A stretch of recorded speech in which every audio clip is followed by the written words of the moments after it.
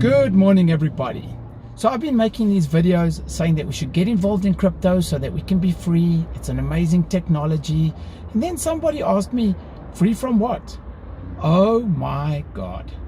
Okay, I'm going to take a second to explain what we need to be free from. But it's the 30th of May.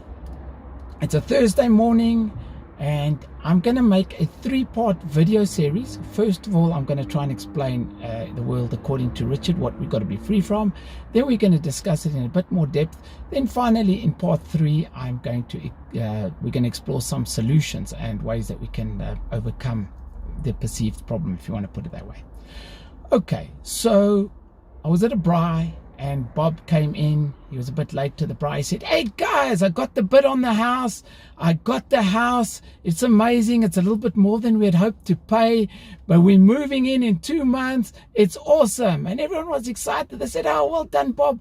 You finally own some property. That's amazing. Get us some beers. Let's celebrate."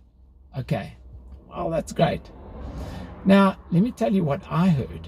And let me tell you the problems that I see with this scenario.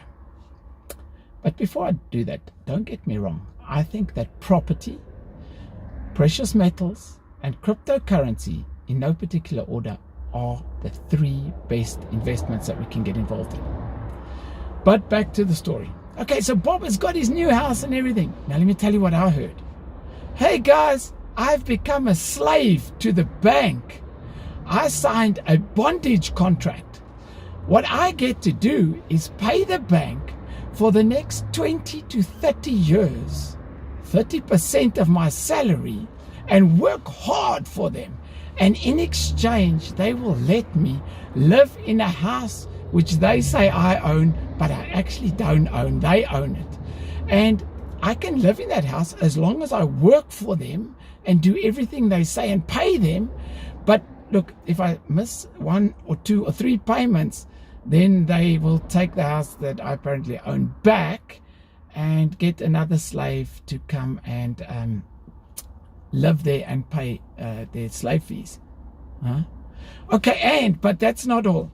The house only cost $1 million, but because I signed my bank slave contract, I get to pay 2 or 3 times the value of the house. Okay, so you can see that what I heard and what Bob said are 2 very different things. Then Bob went on to, so I try to sort of breach this topic and tell him my views and say, "Hey Bob, you're 50 years old. You got to work for the next 20 years. You're going to be 70. Can you afford to work? Will you even be able to work when you're 70? Maybe you'll have to sell the house and pay your medical bills because you'll be..." But anyway, Bob cleared that whole thing up for me. He explained to me that that's not the case at all. The bank, they gave him a black card and they took 0.5% off of his bondage contract. So he's not a slave, he's a special slave. So I said, okay, all right, maybe I don't understand. But anyway, so as I said, this is going to be a 3-part video series. And I'm going to tomorrow talk about this in a bit more detail and look at some solutions in the 3rd video. So come back tomorrow and we'll discuss this further. That's me, out.